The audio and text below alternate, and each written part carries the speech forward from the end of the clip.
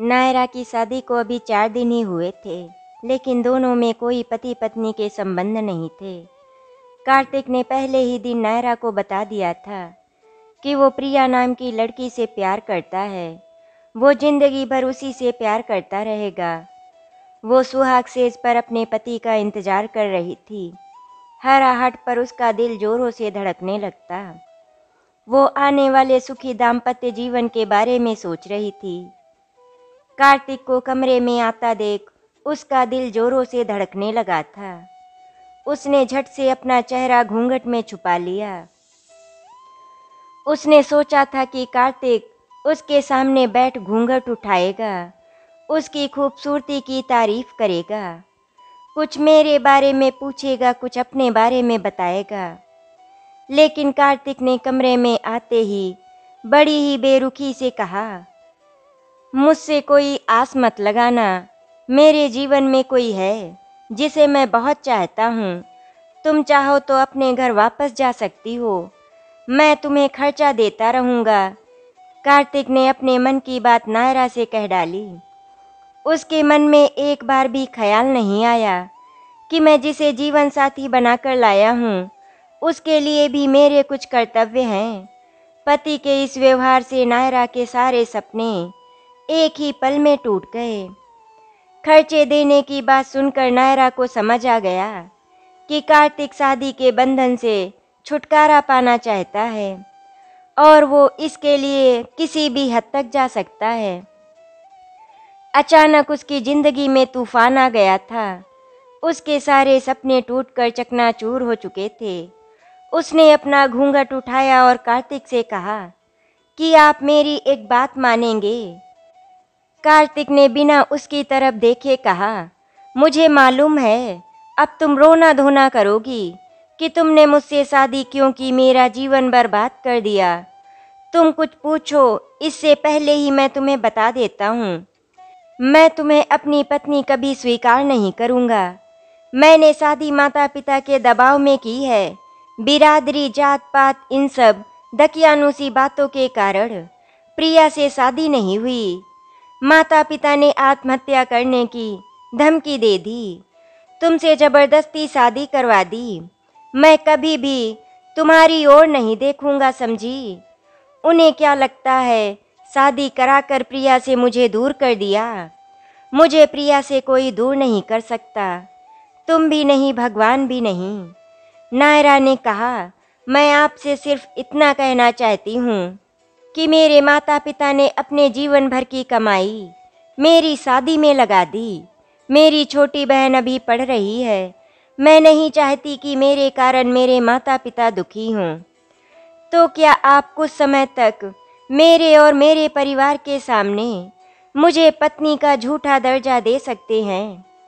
मेरे माता पिता इस सच्चाई जानकर जी नहीं पाएंगे। कार्तिक बिना बोले करवट लेकर आंखें मूंद ली। नायरा भारतीय संस्कृति में पली बड़ी, जहां शादी को विशेष दर्जा दिया जाता है। एक बार शादी के बंधन में बंध गए तो रिश्ता 7 जन्म तक नहीं छूटता। नायरा नए जमाने की पढ़ी लिखी लड़की थी। चाहती तो इस रिश्ते से आज़ाद हो सकती थी, लेकिन वो मध्यम वर्गीय परिवार से थी। उसके माता पिता की जीवन भर की पूंजी उसकी शादी में लग गई थी। यही कारण था कि वो किसी भी हाल में अपनी शादी को बचाना चाहती थी। उसने सोचा कि कार्तिक जैसा कहेगा वो वही करेगी। इस तरह धीरे धीरे पति का प्यार पा लेगी।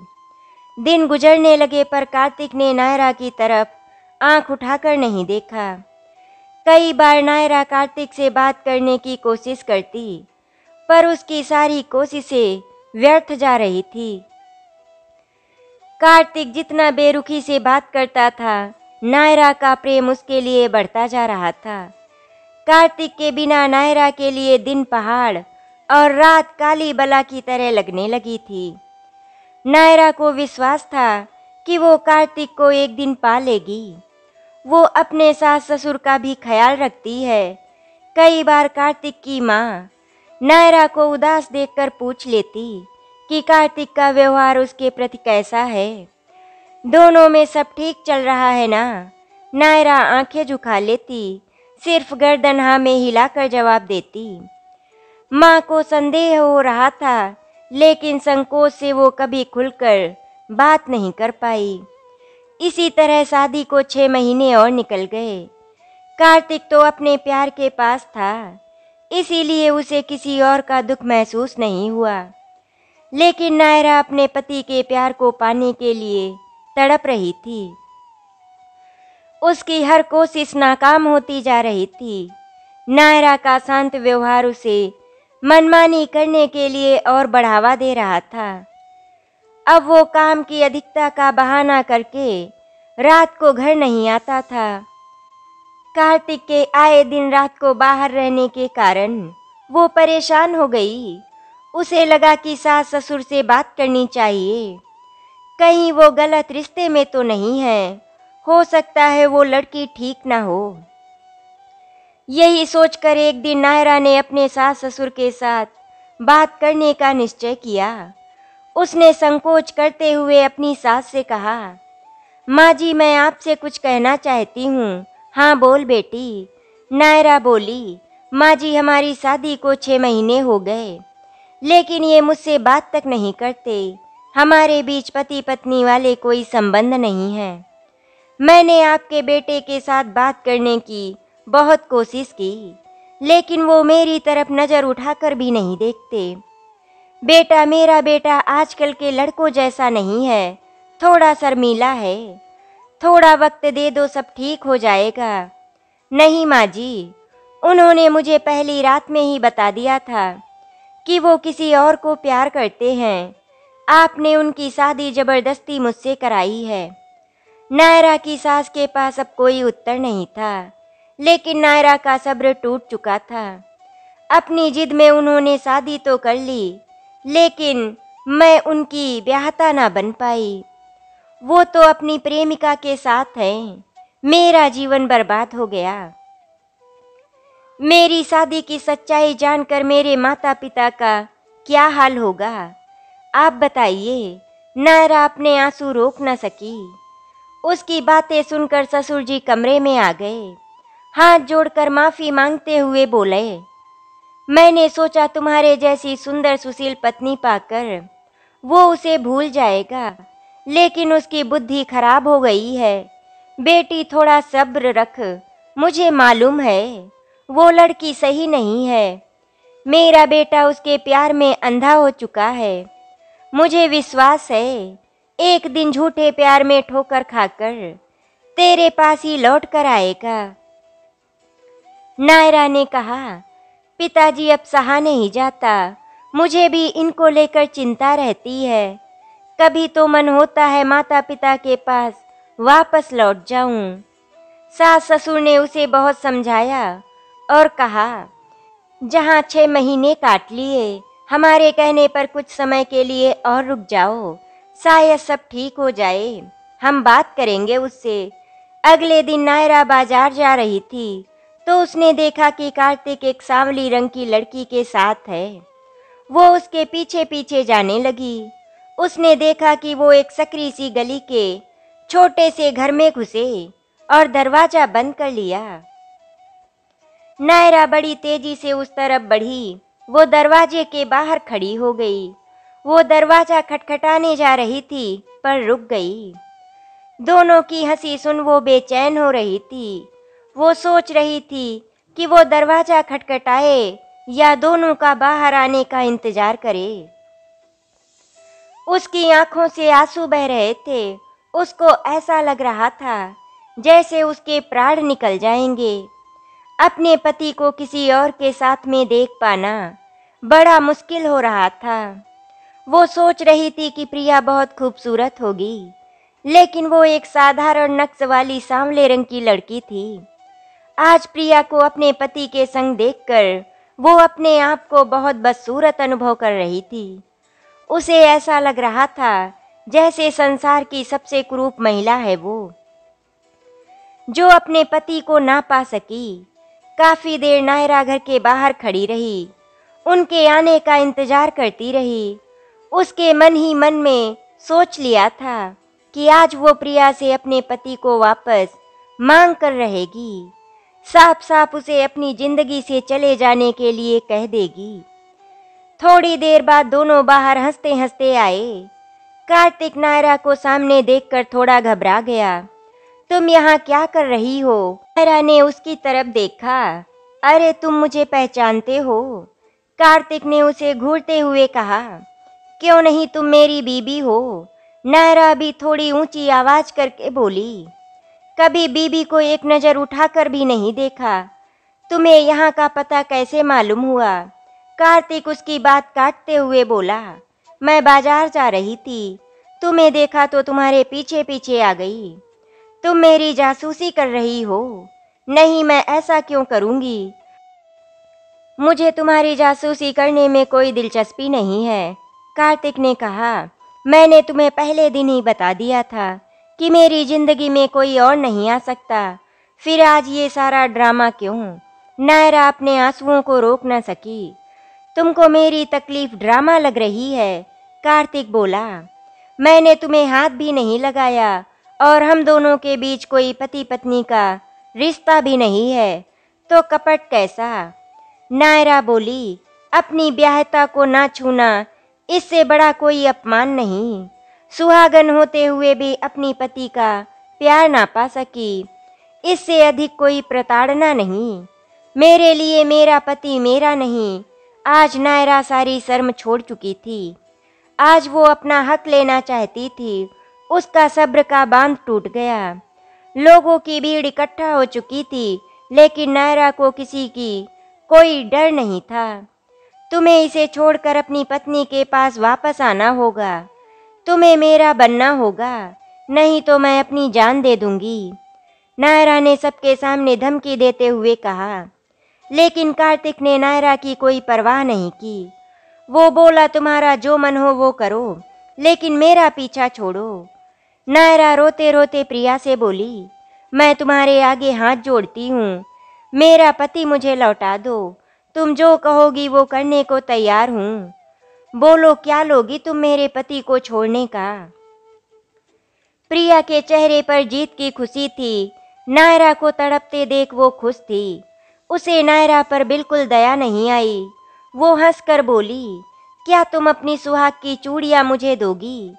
क्योंकि जब सुहाग ही तुम्हारा नहीं है, तो तुम ये चूड़ियां पहनकर क्या करोगी? इन पर तो मेरा हक है। अपने पति के साथ साथ ये सुहाग की चूड़ियां भी मुझे दे दो। नायरा के पास अब कहने को कुछ नहीं रहा। कुछ सोचकर उसने साड़ी का आंचल फाड़कर सड़क पर बढ़ा दिया और हाथों से अपने सुहाग की चूड़ियां उतार उसी पर रख दी। कार्तिक ने पूछा कि ये तुम क्या कर रही हो? ये सब क्या है? उसने कहा, ये सुहाग की चूड़ियां पति के जिंदा होने की निशानी होती हैं। मेरे लिए ये चूड़ियां सुहाग का शव हैं और मैं सुहागन विधवा।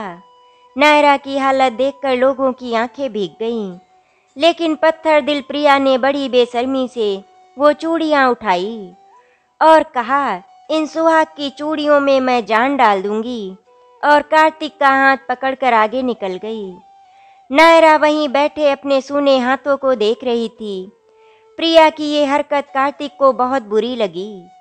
एक औरत इतनी कठोर कैसे हो सकती है? नायरा का निस्वार्थ प्रेम है, वो गलत नहीं है, लेकिन प्रिया और मैं नायरा के साथ बहुत बुरा कर रहे हैं। आज पहली बार कार्तिक को महसूस हुआ कि नायरा प्रिया से बेहतर इंसान है। आज पहली बार कार्तिक ने नायरा के मन में और तन की खूबसूरती को देखा और महसूस किया। अपनी करनी पर बहुत दुखी था वो। रात को कार्तिक घर आता है। नायरा मुस्कुराकर दरवाजा खोलती है। कार्तिक हैरानी से नायरा से पूछता है, तुम यहाँ? मैंने सोचा था तुम अपने घर जा चुकी होगी। मेरा घर? मेरा कौन सा घर है? माँ बाप के घर से जब डोली में बैठ विदा हुई तो वो घर पराया हो गया। तुम्हारे घर डोली में बैठकर आई, लेकिन अफसोस ये घर मेरा नहीं है।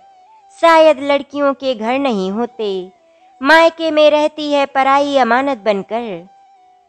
लड़की के माँ बाप जीवन भर की पूंजी और अपने हाथों से पाली लड़की को अजनबियों के हाथ ये सोचकर सौंप देते हैं कि वो अपने घर जा रही है। ससुराल वाले कभी मन से नहीं अपनाते। ससुराल में भी पराई लड़की ही कहलाई जाती है। तो किस घर में जाने की बात कर रहे हो? मेरे लिए तो दोनों घर ही पराए हैं, चाहे माँ बाप का घर हो या तुम्हारा। कार्तिक चुपचाप अपने कमरे में चला गया। बिस्तर पर लेटे लेटे वो नायरा के बारे में सोचने लगता है। उसे पहली बार एहसास होता है स्त्रियों का जीवन बहुत ही कठिन है। नायरा सही तो कह रही है, जिस घर में वो पैदा हुई वो घर ही उसके लिए पराया। मेरे जैसे जीवन साथी के साथ अपने घर के सपने लेकर आई, उसे मैं वो भी ना दे सका। उसका क्या कसूर है? खोट तो मुझ में है। माता पिता की जिद से हार मानकर नायरा की शादी कर उसका जीवन नष्ट कर दिया मैंने। नायरा ने तो बेटी का, बहू का और पत्नी का रिश्ता ईमानदारी से निभाया, और मैं ना अच्छा बेटा और ना अच्छा पति बन सका। अब इन सब में मेरी ही गलती है।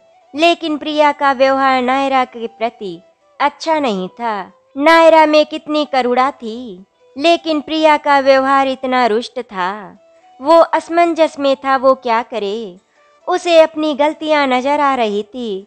उसकी आंखों के सामने नायरा का चेहरा बार बार दिखाई देता, जो अपने रिश्ते को बचाने के लिए प्रिया के सामने गिड़गिड़ा रही थी। और प्रिया ने कितनी बेशर्मी से उसके सुहाग की चूड़ियां उठा ली, जबकि उसे नायरा को चूड़ियां वापस दे देनी चाहिए थी। मैं क्यों नायरा का दुख नहीं समझ पाया। मैंने उसके साथ अच्छा व्यवहार नहीं किया, लेकिन नायरा आज भी दो घर की इज्जत बचाने के लिए मेरे साथ रहने को तैयार है। नायरा की जगह अगर प्रिया होती तो वो कभी सहन नहीं करती। प्रिया और नायरा दोनों आज की आधुनिक महिला हैं, लेकिन एक रिश्ते की कदर करती है और दूसरी के लिए रिश्ते स्वार्थ से जुड़े हैं। लेकिन मैं प्रेम में अंधा हो चुका था, अपनी पत्नी के निस्वार्थ प्रेम को नहीं समझ पाया।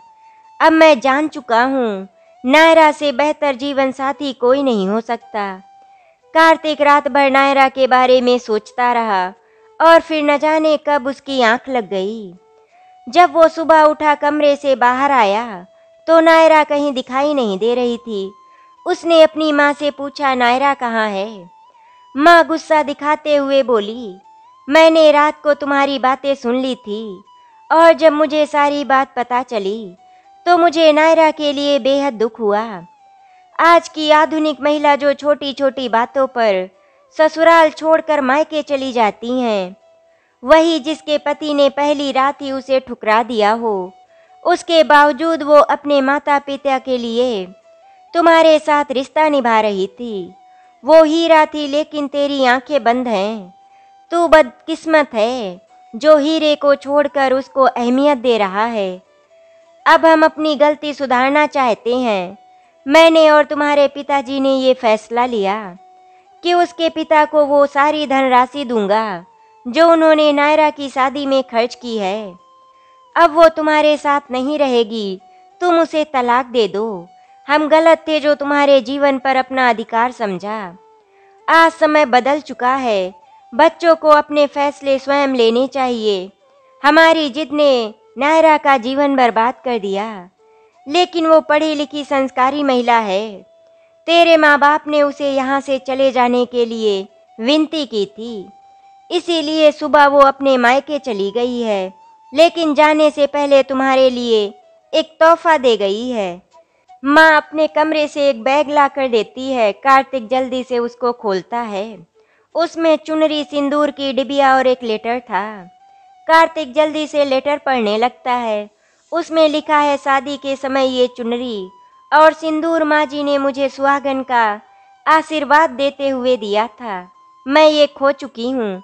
मैं चाहती हूँ कि ये चुनरी और सिंदूर तुम अपने हाथों से गंगा में बहा दो। कार्तिक लेटर पढ़ते ही फफक कर रोने लगा। माँ, मैंने नायरा के साथ बहुत गलत किया, मुझे माफ़ कर दो। उसकी जगह कोई और लड़की होती तो अब तक कोर्ट कचहरी के चक्कर काट रहा होता मैं।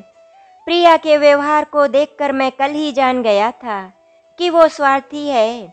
आप सही थी, लेकिन बहुत देर हो चुकी है। मैंने नायरा को खो दिया। नहीं नहीं बेटे, अब भी कुछ नहीं बिगड़ा। अभी कुछ देर पहले ही घर के लिए निकली है, रास्ते में ही होगी। तू जल्दी जा और हमारी बहू को वापस ले आ। कार्तिक जल्दी से गाड़ी निकाल नायरा को अपने घर वापस लाने के लिए निकल पड़ता है। हर बस और टैक्सी में उसे ढूंढता है। एक टैक्सी में नायरा दिखाई पड़ती है।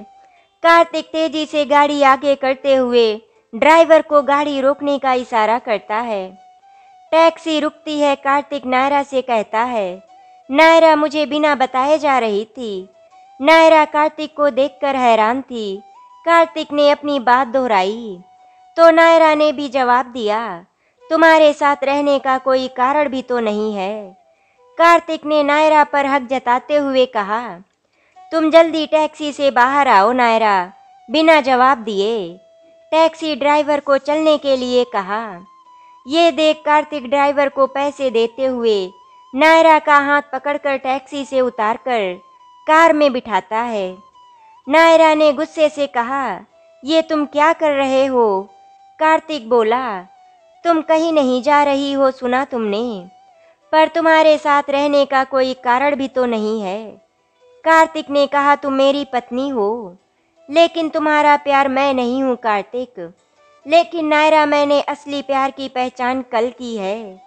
प्रिया जैसी लड़की कभी किसी से प्यार नहीं कर सकती। शादी के बाद भी उसने रिश्ता रखना गलत था। मैं पति धर्म भूल गया था। कार्तिक नायरा से माफ़ी मांगते हुए कहता है, तुमसे अच्छा जीवन साथी मुझे नहीं मिल सकता। मैंने तुम्हारे साथ कितना बुरा व्यवहार किया, लेकिन तुम्हारे चेहरे पर हमेशा हंसी रही। तुमने सुहाग की चूड़ियों को जब सुहाग का शव कहा, तो मेरी आत्मा ने मुझ पर धिक्कार दिया। मुझे अपनी गलती का एहसास हो गया, मुझे माफ़ कर दो। कहते हुए उसने गाड़ी प्रिया के घर की तरफ करी। नायरा ने कहा, ये रास्ता अपने घर का तो नहीं है। कार्तिक बोला, हाँ, लेकिन मैं प्रिया के घर जा रहा हूँ। पर क्यों? उससे तुम्हारी सुहाग की चूड़ियाँ वापस लेने के लिए। नायरा की आंखों में खुशी के आंसू थे, क्योंकि आज उसने अपने सुहाग को पा लिया था। कार्तिक सुहाग की चूड़ियाँ लेने के लिए प्रिया के घर पहुँचता है। अंदर हंसी की बहुत आवाज़ आ रही थी। कार्तिक अंदर जाने लगता है, लेकिन बातों में अपना नाम सुनकर वहीं रुक जाता है। उन लोगों की बातों में लग रहा है जैसे कोई अंदर उसके खिलाफ साजिश रची जा रही है। इसीलिए बाहर की तरफ लगी खिड़की से अंदर झांकने लगता है। चुपके से अंदर जाता है तो देखा है प्रिया अपने माता पिता और भाई बहन के साथ बैठी है। सामने मेज पर नायरा की सुहाग की कांच की चूड़ियाँ रखी हैं। प्रिया की माँ हाथ में नायरा के ही सोने के कंगन और सोने की चूड़ियाँ उठाते हुए कहती है, समय तो लगा, लेकिन माल तो हाथ लगा। प्रिया बोली, वो नायरा बेवकूफ़ लड़की कांच की चूड़ियों के साथ साथ ये सोने के कंगन और सोने की चूड़ियाँ भी दे गई। राधिका, तूने देखा नहीं कैसे रो रो कर वो मुझसे सुहाग मांग रही थी? मुझे तो उस पर हंसी आ रही थी। पता नहीं लोग क्यों इतने इमोशनल होते हैं। राधिका ने कहा, अगर लोग इमोशनल ना हों तो हमारा धंधा कैसे चलेगा? कार्तिक भी तो इमोशनल है, तभी तो हम पैसे निकाल पाते हैं। कभी मेरी बीमारी के नाम से तो कभी किराए के लिए। बहुत भोला है कार्तिक। बस उसके सामने थोड़ा सा दुखी होकर दिखाओ और उसकी जेब से पैसा निकालो। वहाँ बैठे सभी लोग कार्तिक पर हंस रहे थे। आज नहीं तो कल वो शादी मुझसे ही करेगा और उसकी जायदाद, उसका सारा रुपया मेरा ही होगा। फिर से सभी लोग ठहाका लगा के हंसते हैं। सोफे पर बैठा अधेड़ उम्र का व्यक्ति बोला, पर इस बार समय बहुत लग गया माल आने में। प्रिया दूसरी लड़की से पूछती है, तेरा क्या चल रहा है? दूसरी लड़की कुछ कहती है। इससे पहले ही उसका ध्यान कार्तिक पर पड़ गया। कार्तिक को देखते ही अंदर बैठे लोग सब घबरा गए। कार्तिक भी उनकी बातों को सुनकर सकुचा गया। उसे प्रिया से बिल्कुल भी उम्मीद नहीं थी, ना कभी उस पर शक किया। कार्तिक समझ गया था कि वो साजिश का शिकार हुआ है। वो प्रिया से कहता है, वो तो मैं कल ही समझ गया था कि तुम्हारे सीने में औरत का दिल नहीं। मैंने तुम्हारे कारण अपनी पत्नी का बहुत मन दुखाया है। मैं उसे अब जीवन की सभी खुशियां देना चाहता हूँ। इसीलिए आज मैं तुमसे अपनी पत्नी की सुहाग की चूड़ियाँ वापस लेने आया हूँ। लेकिन मैंने सारी बातें सुन ली। मुझे बहुत दुख हुआ कि मैं तुम्हें दिल से चाहता था। तुम्हारे लिए मैंने अपने माँ बाप का दिल दुखाया, पत्नी से अलग रहा, लेकिन तुम केवल प्यार का नाटक कर रही थी। मेरी जायदाद पाने के लिए साजिश रच रही थी तुम। अब तुम्हारी असलियत मेरे सामने है। मुझे तुमसे कोई शिकायत नहीं। मैं ही गलत था जिसने माँ बाप और बीबी के पवित्र रिश्ते को नहीं समझा। प्रिया, मेरी पत्नी की सुहाग की चूड़ियाँ मुझे लौटा दो, मैं चला जाऊंगा। इसके बाद मैं तुमसे कभी नहीं मिलूंगा। प्रिया वास्तव में सोने की चूड़ियाँ वापस नहीं करना चाहती थी। कमरे में मौजूद लोग कार्तिक को पकड़ अंदर के कमरे की तरफ खींचते हैं। कार्तिक वहां से भागता है और कार में जाकर बैठ जाता है। कार्तिक नायरा को जल्दी से पुलिस को फोन करने के लिए कहता है। नायरा घबराकर कार्तिक से पूछती है कि ऐसा प्रिया के घर में क्या हो गया कि पुलिस को फोन करना है। गाड़ी स्टार्ट करते हुए कार्तिक बोला, जितना कह रहा हूँ उतना करो, जल्दी से फोन लगाओ। अगर तुमने पुलिस को हमारे खिलाफ कुछ भी कहा तो हमसे बुरा कोई ना होगा। तब तक नायरा पुलिस को फोन मिला चुकी थी। मामला बिगड़ता देख प्रिया और बाकी लोग भागने लगते हैं, लेकिन नायरा प्रिया को भागने नहीं देती। कुछ देर में पुलिस भी पहुंच जाती है। कार्तिक से पूरा मामला जानकर पुलिस प्रिया और उसके परिवार को हिरासत में ले लेती है। कार्तिक अपनी पत्नी नायरा की सुहाग की चूड़ियां लेकर दोनों घर वापस आ जाते हैं। घर पर कार्तिक के माता पिता चिंता में बैठे थे। तभी नायरा और कार्तिक आते हैं। माँ बाप दोनों को देखकर बहुत खुश होते हैं। माँ कहती है, कितनी सुंदर जोड़ी है। दोनों अपने माता पिता के पांव छूकर आशीर्वाद लेते हैं। कार्तिक बैग से चुनरी सिंदूर निकालता है। उस पर सुहाग की चूड़ियां रखकर माँ से कहता है, माँ एक बार फिर से बहू को सुहाग पिटारी देने की रस्म पूरी कीजिए। कार्तिक की माँ अपनी बहू नायरा को सामने बिठाकर कहती हैं, मैंने तो इसे अपनी बहू मान लिया था, लेकिन तूने इसे आज अपनी पत्नी स्वीकार किया। आज ये रस्म तू अपने हाथों से निभा। कार्तिक अपने हाथों से चूड़ियां पहना और सिंदूर लगाकर नायरा को चुनरी उड़ाता है। नायरा के चेहरे पर मुस्कान देखकर आज उसे समझ आता है कि एक भारतीय संस्कारी औरत, उसके लिए रिश्तों से बढ़कर कोई खजाना नहीं है। धन्य है नारी जो माफ़ करने का जज्बा रखती है।